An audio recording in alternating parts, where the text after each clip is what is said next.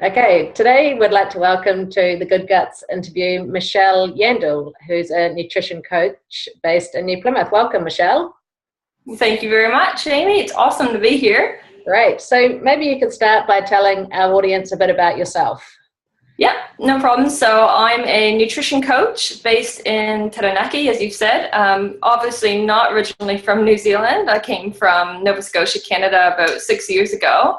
And I was actually working as a school teacher, but decided to follow my passion, which is health and nutrition and education around that area. So I studied with the Institute for Integrative Nutrition initially, and then furthered my studies with the Institute for Holistic Performance Nutrition in Auckland.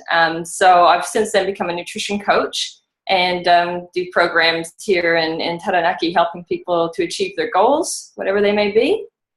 Fantastic. That sounds really good. What's the difference, Michelle, between a nutrition coach and a nutritionist? Right, good question. So a nutritionist is going to be working a lot more with people that have serious health issues. Somebody would come to them potentially with cancer or diabetes or something along those lines, and I would be able to prescribe food plans for them. A nutrition coach is somebody that can work with everybody else, just people that are feeling low energy or have weight loss goals or just tired in general or have some minor health concerns that I might be able to help with through food. But I'm not in a scope of practice where I can treat people. And that would be the difference between, say, a nutritionist and a dietitian or someone like me. But I also provide a little bit more support. So with coaching programs, you know, you've got somebody who's got your back that's going to help you through any times that you get stuck throughout the duration, as opposed to just giving a meal plan and saying, off you go. So that's a big difference as well. And I think an advantage really to be able to help people follow through with potentially what their nutritionist or their dietitian or their doctor has told them they have to eat. Oh, fantastic. So today we're going to have a bit of chat about some programs you are starting to run around empowered eating, which really interests me. And maybe we can start off by helping our audience to understand what is empowered eating. Yeah, so at the very beginning of my practice, I thought that health revolved around just food and exercise. You know, I just thought, give them a plan, give them some accountability, and they'll be fine. But as you probably know, what I learned is though people were fine for a while, as soon as they had a bad day or they fell off the wagon, it was all over. So that obviously wasn't working. So then I realized, you know, that things were a bit too black and white, that food was seen as either good or bad, and people were considering themselves good or bad depending on what they ate, amongst other things. So everything was revolving around weight loss, and really when it comes to weight loss, it's coming from a place of self-hate, which is never sustainable. So I started reading some books about such as Health at Every Size, intuitive eating, and did the mindful eating training with Dr. Michelle May, and I thought, wow, this is it. And I dove into it 100%. And then it was, you know, learning about the body positive movement and actually learning to love yourself so that, you know, change can actually happen. And that was all go again. But then I realized something, that, you know, none of these things are enough in isolation.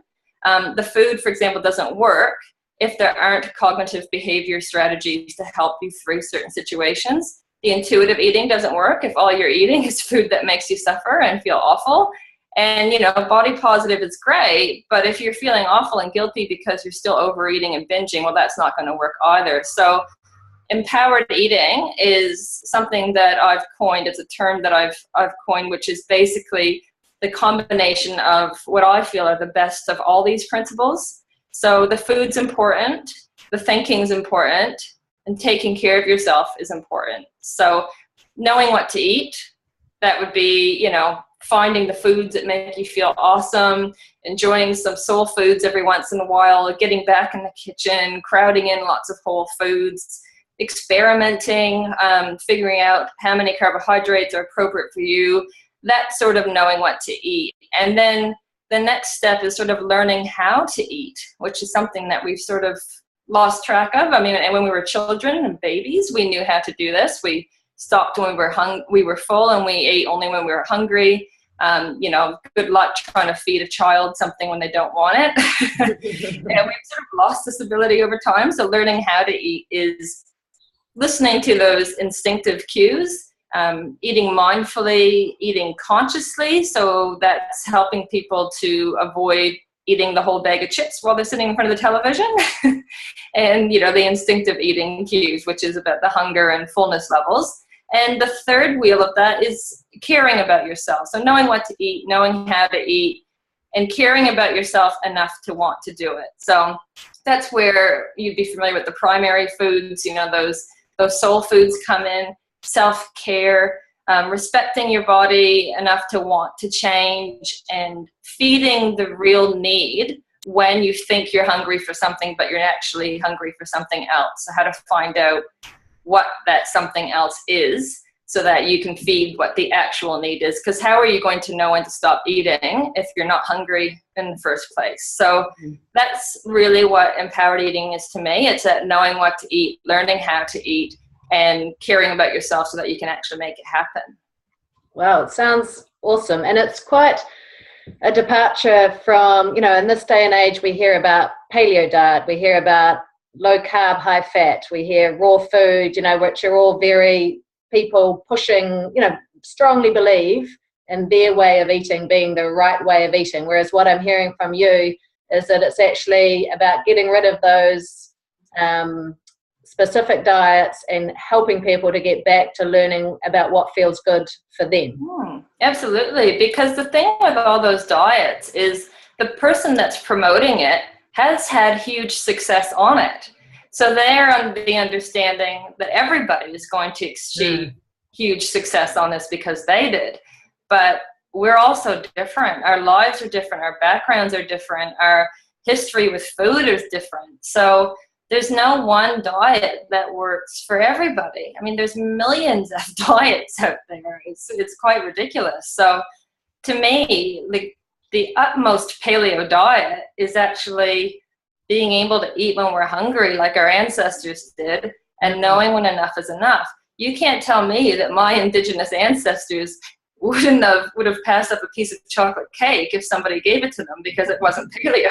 So they were opportunists as well, but we need to be able to listen to our body, and that I think is missing. And maybe low carb works for you, maybe paleo works for you, maybe high carb works for you. So it's not about one diet being the right one, just finding what's the right one for you, which is something that I try to help people to do because it can get extremely overwhelming at times. Absolutely. And there's a lot of, at one stage when Weight Watchers was very popular, a lot of focus around, for some people counting calories. And I imagine moving from that calorie counting mentality to what you're talking about would be quite a big shift for some people. Absolutely. And Weight Watchers is trying to make a comeback because they were at the food show. Oh, really? and they were looking very modern and chic and like whole new rebranding. So they're still out there. Yeah, it's scary for people to sort of take a leap of faith and learn to trust their bodies initially because we're so used to counting. Even the idea of portion sizes. We're all different. If you're going to work out a lot and you're a busy person, you're going to need more food than somebody who doesn't, So all of these diets that pigeonhole people into one particular way of eating, they're just not sustainable. I was talking to people on my webinar last night who were saying that whenever they're on a diet, all they can think about is food. All they can think about is what you can't have. Yeah, exactly. And the more you think about it, the more it's going to keep calling to you. And eventually you're going to have that binge session, like I've done many times in the past, where you just can't stop because you just haven't tasted it in so long. And you don't know when you're going to get another chance to do it. So you might as well eat it all now. Absolutely. I can identify with that. Yeah. Nice. So you mentioned when you were talking before you mentioned the word soul foods. What do you call soul foods? So soul foods to me, and some people agree with this and some people don't, bit of a controversy about it, but the way I describe soul foods is, for example, that ice cream at the beach with your family, or a birthday cake with your child, or going out for fish and chips on a Friday with your family, or going out for dessert because, you know, you've had a busy week and you just want something nice and sweet. And so you go out to a cafe and have a nice piece of cheesecake and you enjoy it mindfully. You know, to me, that's soul food. There needs to be room in our lives for these foods. Some people might find raw bliss balls are their soul food, and that's fine.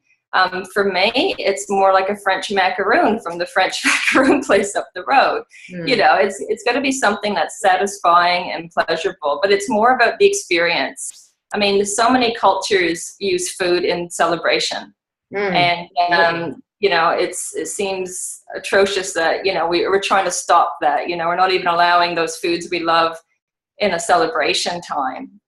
So soul foods is about the experience and about the pleasure of it as well. And, you know, again, eating it mindfully so that you actually get a chance to enjoy it rather than all of a sudden it's gone. So you need twice as much because you, otherwise you feel ripped off.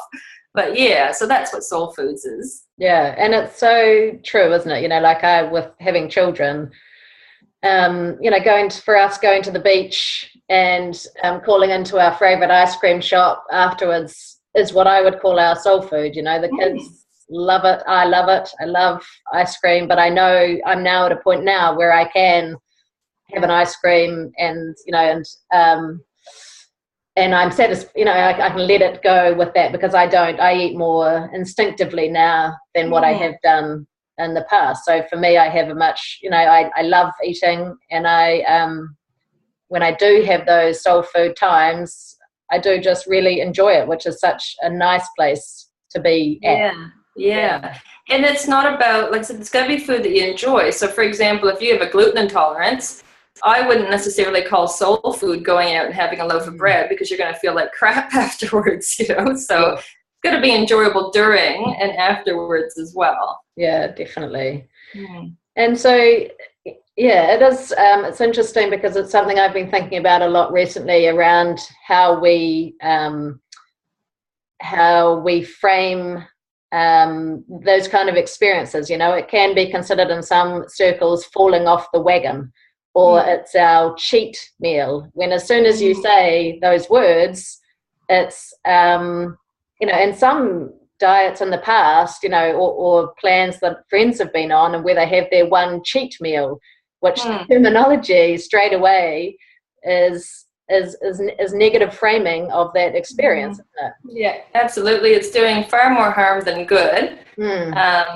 Because deprivation and restriction are one of the biggest triggers when it comes to overeating experiences and getting into that overeating cycle. So by just telling yourself you can't have these foods, you're going to want them that much more if you're like me. And it was interesting because, I mean, we could probably do another whole webinar on this, but the idea of sugar. And I used to tell myself that if I ate one, I couldn't stop. So it was almost like a self-fulfilling prophecy. So yeah, sure. If I have one, I've given myself permission not to stop. But, you know, as soon as I sort of started to tell myself, you know what, it's not going to hurt you to have one, and you can have it whenever you want. But the idea being that I actually don't want it all the time, but actually tuning into when I do really, really, really want it, that's changed everything. I honestly don't crave it anymore because I know I can have it if I want it. So by giving myself undeniable permission to have it, which does frighten people initially, eventually your body will start to say, okay, well, actually, do I want it today? No, I don't. And it's pretty liberating to be able to do that for sure. Yeah, absolutely. And then also moving to the point earlier about if you try and fill that need with food, you're never going to satisfy that need if it's not food that your body wants, which is so important, isn't it? You know, I know in the past, and you know, I still do, I will eat if I'm angry, if I'm sad, if I, you know, eat to distract myself from that feeling. And I'm trying to become more aware of when I might be doing that. You know, a big one for me is when I'm tired, I'm actually looking for sleep, not food. And by eating food, I'm not going to meet that need. So it is, isn't it? It's identifying, you know, what that need is in that moment and actually doing the right thing to address it, not just. And it's a simple idea, but it's not easy. No, not easy at all. It takes time and it takes practice, but just bringing that awareness into your eating habits is huge. I mean, one of the points that I left people with in the webinar last night was, next time you get the urge to eat, just stop and ask yourself, am I hungry? See what happens. Find out, are you actually hungry? I mean, if you're not hungry and you still want to eat, at this stage, fine. But stopping and going, what, actually, I'm not hungry. So what is it that I need? And that can be quite powerful for people. Yeah, definitely. That's been really, really interesting chat, Michelle. I feel really connected with what you're saying. I think in this day and age, there's so much information out there, isn't there, about what we should be eating and what this person has done to cure this illness. And we think, sometimes we can think, we might try it and it doesn't work for us, and we think it's us. We think it was our fault. We didn't do it well enough. We didn't follow this, or we didn't do that, when actual fact, maybe that was not the right thing for us. And it's not to say that any of these ways of eating are wrong. Absolutely. It's just those people that telling us we should or shouldn't. And we use should and shouldn't a lot in our language when it comes to food or diet or lifestyles. I should exercise more. I should do this. I should do that. And that's based on what other people are telling us and not what we feel for ourselves. So, totally. Absolutely. So if people are interested in working with you around this area, you offer your one-on-one nutrition coaching, which is one option. And you are also running a series of online workshops during August. Is that correct? Yep. So I do one-to-one coaching, like you said. I can do customize it to whatever that person's needs are, which is one of the benefits of the one-to-one coaching, obviously. And I can do that via Skype, or we can do it, or Zoom, as we're using today, or in my office, which is in New Plymouth. And then the Empowered Eating program is an 8-week program, and the online one is starting on the 18th of August. Okay. So that one will run for 8 weeks, and we'll be covering all of the things that I was talking about today, as well as some nutrition advice. The idea being nutrition advice as tools, not rules. So, helping people with clearing some of the confusion as well. So that's what I mean by empowered eating. It's still the food, but there's also the cognitive stuff going on as well. So that's, August 18th, or in person if you're in New Plymouth.